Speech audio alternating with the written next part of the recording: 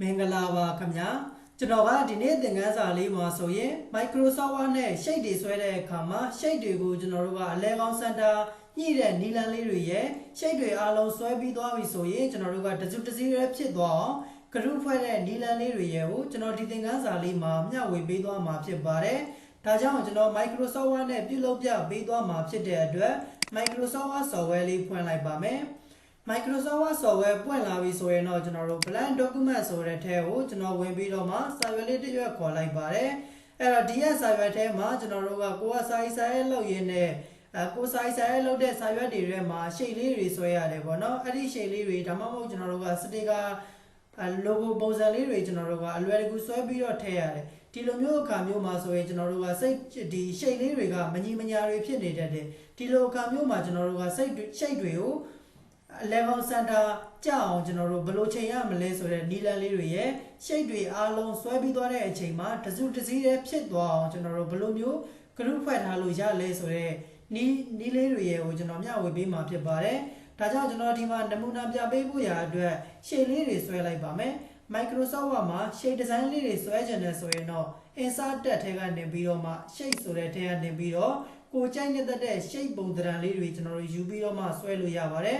အဲ့တော့ကျွန်တော်ကတော့ဒီထဲကနေပြီးတော့မှစဝိုင်းပုံလေးတစ်ခုဆွဲမှာဖြစ်တဲ့အတွက်ဒီရဲ့ oval ဆိုတဲ့ shape လေးတစ်ခုကိုကျွန်တော်ယူလိုက်ပါတယ်ပြီးရင်တော့ shape လေးဆွဲလိုက် shape ဆွဲလိုက်တာနဲ့တပြိုင်နက်လက်ရှိကျွန်တော်တို့ကဒီမှာရိုးဆွဲလိုက်တာဖြစ်တဲ့အတွက် shape ကအဝိုင်းပုံစံလေးမထွက်နေပဲနဲ့ဘဲဥပုံစံထွက်နေတယ်ကျွန်တော်တို့ကစဝိုင်းလေးကိုမလိုချင်ဘူးဝိုင်းဆက်ဆက်လေးလိုချင်ပါတယ်ဆိုရင်တော့ keyboard ကနေပြီးတော့ shift ကိုဖိပြီးတော့ကျွန်တော်တို့ဆွဲပေးရပါတယ်အဲ့တော့ဒီမှာ shift ကိုဖိပြီးတော့ဆွဲလိုက်တဲ့စဝိုင်းလေးတစ်ဝိုင်းရလာတယ်ပေါ့နော်အဲ့တော့ဒီရဲ့စဝိုင်းမှာကျွန်တော်တို့ကသူ့မှာပေးထားတဲ့ဒီ color တွေမကြိုက်ဘူးပြန်ပြီးတော့ပြင်ချင်တယ်ဆိုရင်ဒီမှာကျွန်တော်တို့စဝိုင်းလေးကိုဆက်လက်ပေးထားတာနဲ့တပြိုင်နက် shape format ဆိုတဲ့တက်လေးတစ်ခုတိုးလာတာကိုတွေ့ရပါလိမ့်မယ်တကယ်လို့ကျွန်တော်တို့ကဒီရဲ့ shape လေးကိုဆက်လက်ပေးမထားဘဲနဲ့စာရွက်ရဲ့အပြင်ဘက်ကိုကာစာကြီးဝင်နေလို့ဆိုရင်ကျွန်တော်တို့ဒီရဲ့ shape format ဆိုတဲ့တက်လေးကပေါ်မှာမဟုတ်ပါဘူးဒါကြောင့်ကျွန်တော်တို့ကအယောင်လေးပြင်ချင်တယ်ဆိုရင် shape လေးမှာဆက်လက်လေးပေးထားရမယ် shape format ဆိုတဲ့တက်လေးတွေကနေပြီးတော့ shape face ဆိုတဲ့နေရာလေးမှာကိုကြိုက်နေတဲ့အယောင်လေးပြောင်းလို့ရတယ် shape outline ဆိုတဲ့နေရာမှာတော့ဒီရဲ့ shape ရဲ့ဘေးဖောင် outline အယောင်လေးကိုပြောတာဖြစ်ပါတယ်ကျွန်တော်တို့ကမလိုချင်တာဖြစ်တဲ့အတွက်ဒီထဲကနေပြီးတော့ no outline ဆိုတာလေးကိုကျွန်တော်ရွေးလိုက်ပါတယ်ဒါဆိုရင်တော့ကျွန်တော်တို့ဒီမှာစဝိုင်းလေးတစ်ခုဆွဲပြီးသားလေးဖြစ်သွားပြီပေါ့နော်အဲ့တော့နောက်ထပ်စဝိုင်းတစ်ဝိုင်းထပ်ပြီးတော့ဆွဲရမယ်ကျွန်တော်တို့ကစဝိုင်းတစ်ဝိုင်းထပ်ပြီးတော့မဆွဲတော့ဘဲနဲ့လက်ရှိဆွဲပြီးသားဒီစဝိုင်းလေးကိုပဲ copy ပွားပြီးတော့သုံးလိုက်ချင်ပါတယ် Microsoft Word မှာ copy ပွားချင်တယ်ဆိုရင်တော့အလွယ်တကူပဲ keyboard ကနေပြီးတော့ control ကိုလက်ကဖိမောက်ရဲ့လက်ကလေးလေးနဲ့ဖိဆွဲပြီးတော့ copy ပွားလိုက်လို့ရတယ်ဒီလိုမှကျွန်တော်တို့က copy မကူးတတ်ပါဘူးဆိုရင်တော့ control C control V နဲ့ copy ကူးလို့လည်းကျွန်တော်တို့ရပါတယ်ဒီမှာကျွန်တော်တို့စဝိုင်းလေးနှစ်ဝိုင်း copy ကူးပြီးသွားပြီဘေးတောင်လေးကနေပြီးတော့မှရှစ်ကိုဖိပြီးတော့နည်းနည်းလေးသေးလိုက်ပါတယ်ပြီးရင်တော့သူ့ကိုအယောင်လေးတစ်ယောင်လောက်ပြောင်းလိုက်မယ်တိတ်တာထင်ရှားတဲ့အယောင်လေးပေါ့နော်အဲ့တော့ဒီစဝိုင်းလေးကိုကျွန်တော်တို့ကဒီမှာသွားပြီးတော့ချလိုက်မယ်ချလိုက်တဲ့အချိန်မှာကျွန်တော်တို့ကကိုယ့်ရဲ့မောက်လက်ကမငြိမ်တာဖြစ်တဲ့အတွက်စဝိုင်းလေးနှစ်ဝိုင်းကကျွန်တော်တို့တစ်ထက်တည်းကြမနေဘူးဒီလိုမျိုးတွေမကြတဲ့အချိန်မှာကျွန်တော်တို့ကမောက်နဲ့သွားပြီးတော့မှအတိုးအလျှော့တွေဟိုဘက်တိုးဒီဘက်တိုးတွေလုပ်တယ်ဆိုရင်ကျွန်တော်တို့ကစဝိုင်းရဲ့အလဲကောင်စင်တာတက်တဲ့လုံးဝရောက်မနေပါဘူးเนาะအဲ့တော့အခုလိုမျိုးကျွန်တော်တို့ကစဝိုင်းလေးတွေဆွဲရတယ် shape design လေးတွေဆွဲရတယ်ဆိုရင်ကိုဆွဲတဲ့ shape လေးတွေကိုအလဲကောင်စင်တာကြကျင်တယ်ဆိုရင်ကျွန်တော်တို့ကိုဆွဲထားတဲ့ shape လေးတွေကိုအရင်ဆုံးဆက်လက်ပေးဖို့လိုပါတယ်အဲ့တော့ပထမဒီမှာတစ်ခုကိုဆက်လက်ပေးထားတယ်နောက်က shape လေးကိုပါဆက်လက်ပေးဖို့ရာအတွက်ဆိုရင်တော့ keyboard ကနေပြီးတော့ shift ကိုဖိပြီးတော့ကလစ်တစ်ချက်နှိပ်ပေးရပါတယ်ဒါမှကျွန်တော်တို့နောက်က shape လေးပါဆက်လက်လေးဝင်သွားမှာဖြစ်ပါတယ်ဒီလိုမျိုးဆက်လက်ဝင်သွားပြီဆိုမှသူတို့နှစ်ခုလုံးကိုအလဲကောင်းစင်တာချိန်ချင်တာဖြစ်တဲ့အတွက် align ချိန်ပေးရမှာဖြစ်ပါတယ် shape format ထဲကနေပြီးတော့ဒီဘက်မှာ align ဆိုတာလေးရှိတယ်ဒီထဲကိုတစ်ချက်ဝင်လိုက်ရင်ကျွန်တော်တို့ကအလဲကောင်းစင်တာကိုချိန်ချင်တာဖြစ်တဲ့အတွက် align center ဆိုတာလေးကိုတစ်ချက်နှိပ်မယ်သူ့လိုအလဲကောင်းစင်တာတက်တဲ့လေးကိုချိန်ပေးသွားမယ်ဒါဆိုရင်ဒီထဲကနေပြီးတော့နောက်တစ်ခါ align middle ဆိုတာလေးကိုနှိပ်လိုက်မယ်သူကအလဲကောင်စင်တာတက်တဲ့လေးကိုကျွန်တော်တို့ချိန်ပေးသွားမှာတွေ့ရအောင်အဲ့တော့ဒါဆိုရင်ကျွန်တော်တို့ကဒီရဲ့စဝိုင်းနှစ်ဝိုင်းကသူ့ဟာနဲ့သူဘလို့ပဲအခုလိုမျိုးတွေဟိုရောက်ဒီရောက်တွေဖြစ်နေပါစေဒီနှစ်ခုလုံးကိုကျွန်တော်တို့ကဆက်လက်လေးပေးပြီးတော့မှဒီရဲ့ align center ဆိုတာလေးကိုနှိပ်မယ် align middle ဆိုတာလေးကိုနှိပ်လိုက်တယ်ဆိုရင်သူ့လိုအလဲကောင်း center လေးကိုကျွန်တော်တို့ချိန်ပေးသွားမှာဖြစ်ပါတယ်ဒါကတော့ကျွန်တော်တို့အလဲကောင်း center ချိန်လို့ရတဲ့နီလန်းလေးဖြစ်ပါတယ်เนาะအဲ့တော့အခုဒီမှာတော့ကျွန်တော်တို့ရှိတ်လေးနှစ်ခုတော့ဆွဲပြီးသွားပြီအလဲကောင်း center လည်းချိန်ပြီးသွားပြီဒါဆိုရင်နောက်ထပ်ကျွန်တော်ရှိတ်တစ်ခုထပ်ပြီးတော့ဆွဲပြပါအောင်မယ် insert တက်ထဲကနေပြီးတော့ရှိတ်ဆိုတဲ့ထဲကိုဝင်တယ်ဒီထဲကနေပြီးတော့မှတရိကံပုံလေးတစ်ခုယူလိုက်မယ်ဒီမှာကျွန်တော်တို့ဆွဲလိုက်မယ်တရိကံကိုလည်းအညီအညာလေးထွက်ချင်တာဖြစ်တဲ့အတွက် keyboard ကနေပြီးတော့ရှစ်ကိုဖိပြီးတော့ဆွဲပါတယ်ပြီးရင်တော့သူ့ကိုလည်းဒီမှာအလဲကောင်း center လေးကိုချိန်လိုက်မယ်အရောင်လေးပြောင်းပါမယ် shape face လေးကနေပြီးတော့မှအဝါရောင်လေးပြောင်းလိုက်အောက်လိုင်းအရောင်ကြီးမလိုချင်ပါဘူးရှေ့အောင်လိုင်းကနေပြီးတော့ no outline ဆိုတာလေးထားလိုက်မယ်ဒါဆိုရင်အခုလိုမျိုးပုံစံလေးကျွန်တော်တို့ရသွားပြီပေါ့နော်ဒါဆိုနောက်ထပ်ကျွန်တော်ထပ်ပြီးတော့မှဒီနားလေးမှာစိတ်သက်စီကံပညာဆိုပြီးတော့မှစာလေးတွေကျွန်တော်တို့ရေးမယ်အဲ့တော့စာတွေရေးဖို့ရာအတွက်ဆိုရင်လည်း insert တက်ထဲကနေပြီးတော့ရှိတ်ထဲမှာ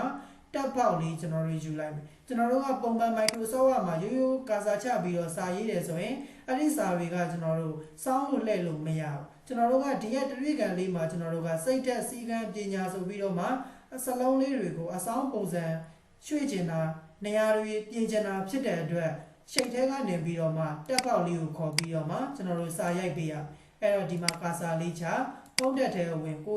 သုံးပြုမဲ့ဖောင်းဆိုင်လေးပြောင်းပေးအဲ့တော့ကျွန်တော်ကတော့ဒီမှာကပြည်တော်စုဖောင်းနဲ့ပဲရေးမယ်ဖောင်းဆိုင်7နဲ့ပဲထားမယ်ဘိုးလေးထည့်ခဲ့လိုက်ပါမယ်စာရေးလိုက်စိတ်သက်ဆိုပြီးတော့မှရေးလိုက်ရေးပြီးသွားရင်တော့ဒီစာလေးကိုကျွန်တော်တို့နည်းနည်းလေးခြုံလိုက်ပါမယ်ခြုံပြီးသွားပြီဆိုရင်တော့သူ့ကိုဒီပေါ်တင်ကြည့်လိုက်တင်လိုက်တဲ့အချိန်မှာဆိုရင်ကျွန်တော်တို့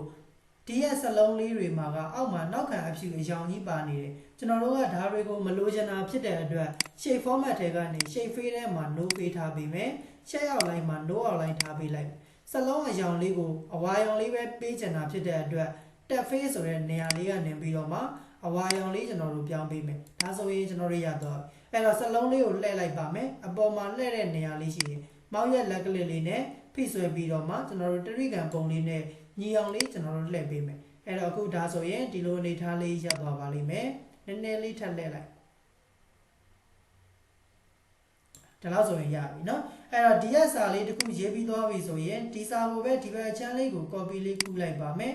သူ့ရဲ့ဘာတန်းလေးကနေပြီးတော့ကလစ်ထောက်ပေးရကျွန်တော်တို့ level center ကြီးမှာကာစာရောက်နေလို့မရဘူးเนาะဒီရဲ့စာရေးထားတဲ့ဘာတန်းလေးပေါ်ကနေဒီကလစ်မောက်ရဲ့လက်ကလေးနဲ့ကလစ်တစ်ချက်ထောက်ပေးမယ်ပြီးမှ copy လေးပွားလိုက်မယ် control ကိုလက်ကဖိမောက်ရဲ့လက်ကလေးလေးနဲ့ဖိဆွဲ copy ပွားပါတယ်စာကိုကျွန်တော်တို့ဟိုဘက်ဒီဘက်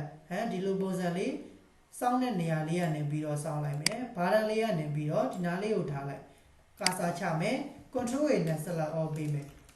နောက်ထပ်စာရေးပါမယ်စီကန်းဆိုပြီးတော့မှရေးလိုက်ဒါဆိုရင်ကျွန်တော်တို့စာလေးနှစ်ခုရေးပြီးသွားပြီပေါ့နော်အဲ့တော့ဒီစာလေးကိုအောက်နားလေးနည်းနည်းလေးတိုးပါမယ်ဘာတန်းလေးကိုကလစ်တစ်ချက်ထောက်အောက်ကိုနည်းနည်းလေးကျွန်တော်တို့တိုးလိုက်